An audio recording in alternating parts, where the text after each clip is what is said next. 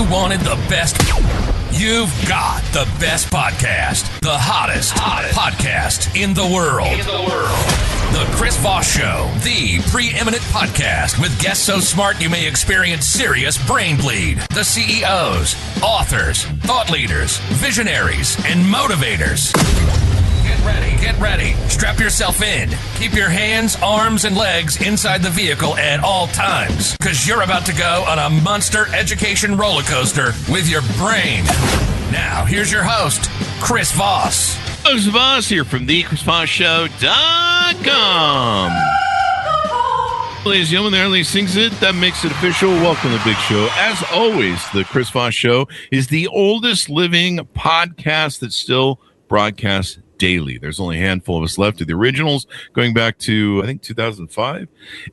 But they're all just kind of everywhere. They just post whenever. But we're doing dailies. So we are the original oldest podcast still doing daily. Opinions expressed by guests on the podcast are solely their own and do not necessarily reflect the opinions of the host or the Chris Voss Show. Some guests of the show may be advertising on the podcast, but it is not an endorsement or review of any kind. Today's featured author is brought to you by Majestic Authors Media, specializing in strategic marketing and publishing to help authors reach their ideal audience and maximize their book success, turning powerful messages into global impact, one story at a time. We have an amazing young woman we're going to be talking to on the show. Her book is entitled Unveiling the Mysteries of Lust, My Story by Shashawnah Smith. We're going to get into it with her and find out all sorts of stories. I should do the 2020 guy's voice.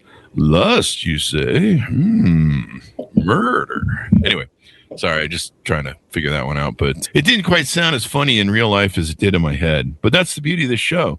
We'll just keep moving on. She was born in New York City and currently spends much of her time working, ministering, and traveling wherever she has the opportunity. She resides in Texas. She's an author, entrepreneur, and the CEO of Ready for Life, Prosperous Life Guidance, LLC. Through her organization, she and her team are dedicated to reach teenagers and young adults by providing guidance, support, and godly wisdom to help them build successful and fulfilling lives. Welcome to the show, Ms. Smith. How are you? Hi, I'm doing great. How are you? I am doing excellent. It's wonderful to have you, and congratulations on your book. My book talks about the unveiling of the mysteries of lust, because lust is very vast, and it's something that is hidden because of the enemy, because of our enemy, Satan, and he uses it continuously.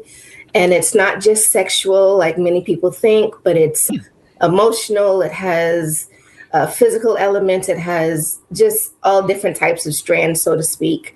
And it's just talking about all of those strands, and especially mine, and how to watch for them, how to pray about them, and how to release them to God by way of the Holy Spirit. Now, you said this is pretty much a memoir? Yes, it is a memoir, but it's teaching through my memoir. So, yeah, it's not only just speaking about what happened to me, was lust a part of my life, but also teaching how not to be where I was in the past, and to get better by doing different things in the Lord and praying and those kind of things. Give us a rundown, a little bit of an overview on your story then. How did there's the 7 deadly sins. There's lust, gluttony.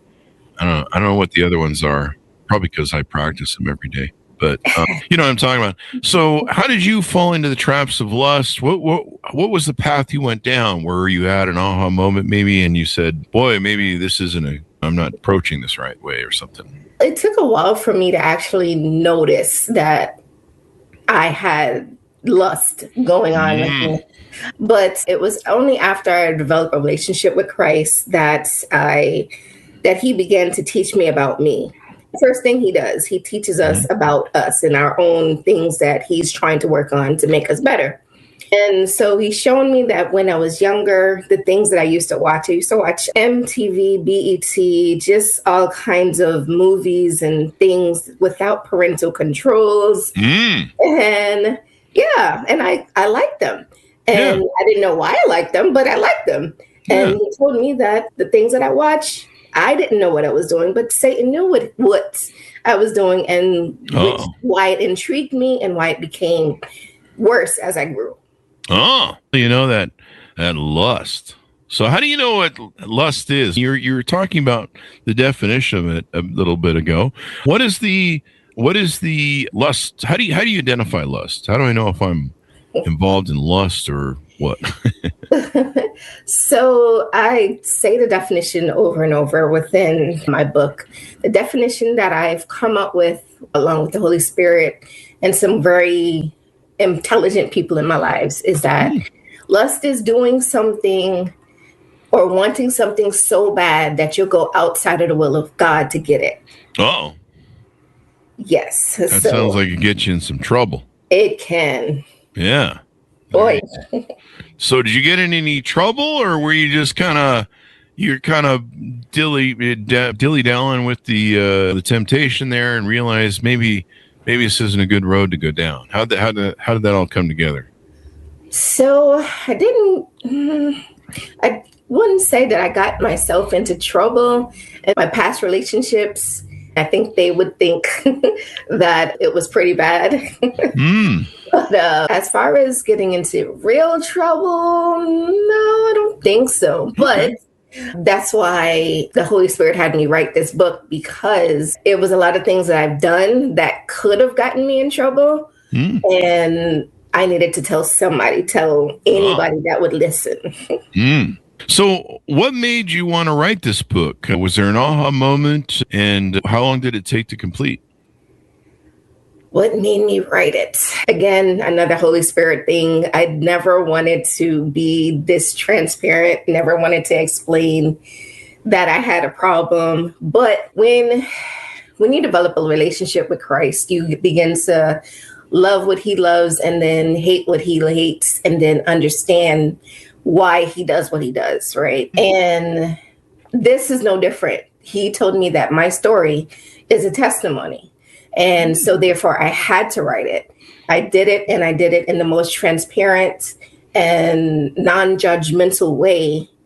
And I began writing in 2018, and I got it published in 2025. Wow. Some things take longer to make because you get it right and make it all sound good, dot the I's and cross the T's. Absolutely. Absolutely. So now, what do you hope readers come away with when they read this book? There are several things that I hope that readers come away with. I want them to know that though life is hard, saved or unsaved, if you go the saved route, you have someone on your side, someone rooting for you to win in every situation and even at your worst. I want someone to learn that not everyone that is a Christian is perfect. It doesn't mean that our life is just perfect afterwards. And I want them to know that there is hope. You don't have to hate life, because there's so much more to life than what you may actually be going through. Oh, yeah. And the great thing about telling stories about cathartic journeys we go on, roads we go down like this one, where we're trying to figure this stuff out and it's confusing, but then we get that interest to maybe share with people, because a lot of times the great thing about that is sharing can help people understand what they might be going through themselves. And you may have a blueprint that you give them, like, for example, in your book, on how to get out of the jam they're in. So we all tend to seem to get into similar jams, on a large enough scale of all of us. But yeah, and so you sharing that really helps other people. And that's the reason why. And that's the reason why I did it. Although my initial thought to write this book and tell about all of the things that you don't want nobody to know. Oh, yeah. That's part of the bravery. But the great thing about writing a book like this is you help so many people. And those people you may never meet, and they may never meet you. Every now and then you might bump into somebody and they go, "Hey, you changed my life." And you're like, "Oh, that's cool." And they're like, no, you like really changed my life. And so you just never know who this is going to help, who is going to be affected the most. And it's great that you share this stuff for people, and you just never know whose life you're going to change these days. Absolutely. Absolutely. The main character in the book, I guess, the protagonist is you. Yeah. and you probably talk about how you found God, and did you grow up with religious, or did you find God through this journey of lust? I guess you could kind of say I grew up with it. Like, my mom used to go to church, my grandmother, my godparents, they used to take me. But when I had questions, they couldn't answer my questions. And so I just kind of went because they told me to. And I never was connected until I became an adult. So, yeah. Sometimes when we're young, we don't kind of get it. It's just, oh, it's there. But then later in life, you're like, hey, what is this? Maybe I need this. What's going on here? And you can get into this stuff. Lust has different forms. What sort of forms do you see lust behaving in? If somebody's out there and they might be letting lust get out of control, what are some examples that you can cite that people can self-identify where they go, oh, I'm doing some bad lusty stuff there? So one example I can give is that if you're in a relationship and you find yourself happy, right? If it's a good relationship, you literally would have nothing wrong with it.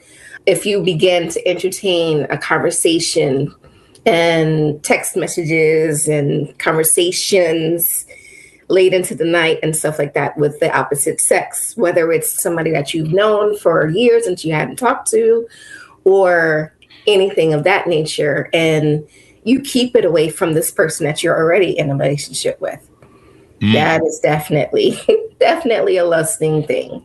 Yeah. Lust. Yeah. I tend to lust after cheesecake at Cheesecake Factory. Is that a bad thing or is that a good thing? Is that good lust or bad? Gluttonous kind of something. Oh, that's gluttony. Man, I'm moving right down the vices, aren't I? 7 deadly sins, man. Gluttony. Yeah, that's probably true. Especially if you eat the whole pie. That's not healthy. A slice is fine. Yeah, just a slice, like half a pie or something. Just not the whole pie. Maybe 3/4 of the pie. Maybe 99%, and then you just leave a little slice just so that you don't feel like a pig. I pigged out on the thing. I'm just giving my advice because I have a deep-seated lust and fetish for Cheesecake Factory. Don't we all? I thought everyone had that. I mean, I'm more pie. Into one slice. Or two.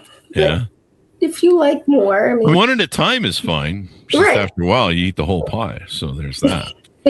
So now, what are these interactions you're having with God? How is He counseling you? How is He helping you?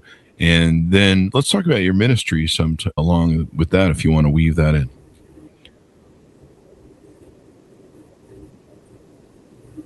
Okay. God talks to me mostly late nights or early mornings. Sometimes He wakes me up and then I can't go back to sleep. So I talk to Him and then He gives me some information. Kind of rude of Him to bug you late at night. You're sleeping. Shouldn't He set an appointment and during the day and you have a proper Zoom call or something? Yeah, definitely not rude. He doesn't sleep. So if He knows that it's something that I need to know, and I tend to listen more when I'm sleepy or when He wakes me up, then I don't mind at all because I need it. I do it and I listen to Him, especially since He makes it impossible to go back to sleep. Yeah, I spend the time to listen to Him and see what He has to say to me. It's very important. I love to hear it. Yeah. And as far as my ministry goes, I enjoy giving the knowledge that God has given me to other people growing up. Especially, I know my book is going to help somebody. Even if it helps one person, I am forever grateful. But being actually able to minister to a young man or a young woman that's going through some issues, trying to better themselves in life, I think that is a beautiful thing that God has given me the ability to do, to give them wisdom and knowledge and a little counseling. Counseling is always good. Now tell us about your ministry. What kind of ministry do you have? Do you have a church that you meet at? Is it online? How do you administer that? Or do you go to different places and speak the word? I have spoken in front of groups, but I have a church that I minister to the youth. And then my business, Ready for Life, is when students come to us by way of their parents, and then we pour into them. Oh, okay. So yeah, all of the above. As you go through this journey, are there any forthcoming books coming out that we should know about? Any new books? Maybe you should run through all the 7 deadly sins. You can do your next book. You can do your next book on gluttony and what was the joke reference I had? I can't even remember my own joke references now. Oh yeah, Cheesecake Factory. Yeah, maybe you can do a whole. You could probably do a whole book on lusting after on the lusting, unveiling, at the just cheese unveiling factory. all of it. Yeah, you just have a big picture on the front of that refrigerated thing they have with all the cakes and pies in them. Yeah, that's sin right there. As far as books go, I have been getting a nudge to do another one, but it's not quite as, it is definitely strands, definitely revealing, but it's not so much, I don't know. It'll be in the works. I don't know when, but it's in the works. It's in the works, yes. We'll look forward to seeing that and stuff. Now you talk about some of the myths about lust and some of the facts. What are some of the myths of lust that people maybe self-delude themselves with? I start in each chapter with a myth and the truth. Some of the myths are saved people don't or can't operate in the spirit of lust. Okay. Let's see. The myths that it's when certain situations, when people don't want to admit that it's lust, they say, it's not lust. I just go after what I want until I get it. It's a myth. Definitely a myth. Yeah. And then when I was talking about earlier, is I can have sexy single friends of the opposite sex while being in a committed relationship with someone close, faithfully. Oh, that's got to be a challenge, huh? Yeah, I think so. Because you're hearing about their lustful hanging out at the clubs and doing the work of the devil, I guess, or something. So you're definitely not forthcoming to the person that you're committed to if you're right next to them texting to somebody that's your friend, quote unquote. Mm-hmm. There's a lot of people that do that. There's a lot of women nowadays that kind of have these whole corrals, or what else do they call them? Rotations, or these whole bunch of crowds that they have as a backup. Right. I think there was a study done recently where somebody had found that 50% of all women that are married actually have a lined up backup in case things go wrong. That's pretty crazy. That is crazy. Yeah. I imagine it's like planning to fail. Yeah, you're just setting yourself up. And clearly if you're not looking at the person you're in love with and you're looking at somebody else, then you're probably, you're not really on the program. You're not at all. You're just playing hop, skip, and jump. And what was that thing that the girls used to play when they were kids, when they would jump through the keys of a chalk on the pavement? Hopscotch. Hopscotch, yep. You're just hopscotching through all the thing. Absolutely. Playing house. Not to say, also hopscotch is when you take your scotch and you mix it with beer. Get it? Hops. Oh, did not know that. Hops is in beer. Yeah. I make this stuff up as I go along. It's great. People have no idea. Anyway, or at least maybe just me. Anyway, so as we round out the show, give people a final pitch out to pick up your book, to get to know you, your ministries, and all that good stuff. Yes. Like I said, my whole purpose in life is to help those that I come into contact with. The book is called The Mysteries of Lust, My Story. It can be found in Amazon. Just search the book's name. You can search by my name, but my name is pretty long, so I wouldn't recommend that. But search by the Unveiling the Mysteries of Lust, My Stories. My business, again, is called Prosperous Life Guidance, and it is about helping the youth, the younger generations to not fall into the same traps that many adults get caught in. Oh. And yeah, and I think that's about it. Yeah, if you can reach me, you can email me at Shashawnah, again, a very long name, but ShashawnahBook@gmail.com. It's been wonderful to have you on. Very insightful, and I'm going to have to buy your book and read it so I can make sure that I got to quit lusting after that cheesecake fetish that I have. It's really good cheesecake, though. I believe it. I absolutely believe it. Can we get them as a sponsor, folks? Because we've already plugged the cheesecake, and I think everyone at home salivating right now going, must get cheesecake. Yummy. So I'm not sure that we help people with their lust of cheesecake. Yeah, we may have made it worse. We made it worse. Yeah, made them leave from here and be like, gotta go get that cheesecake. Sometimes it has to get really bad before you hit rock bottom, and you're like, I need to go to cheesecake rehab. So that's I've already been there twice, and looks like I'm going back. I'll make it with the show. Well, thank you very much, Ms. Smith, for coming on the show. We really appreciate it. No problem. Thank you for having me. I appreciate you. Thank you, and thanks so much for tuning in. Order the book wherever fine books are sold. It's entitled Unveiling the Mysteries of Lust. My story, out in the paperback and Kindle, wherever fine books are sold. There'll be a link on the Chris Voss Show. Thanks so much for tuning in. Go to goodreads.com/Chris Voss, LinkedIn.com/Chris Voss, YouTube.com/Chris Voss, and all those crazy places in the internet. Be good to each other. Stay safe. We'll see you next. You've been listening to the most amazing, intelligent podcast ever made to improve your brain and your life. Warning, consuming too much of the Chris Voss Show podcast can lead to people thinking you're smarter, younger, and irresistible sexy. Consume in regularly moderated amounts. Consult a doctor for any resulting brain bleed.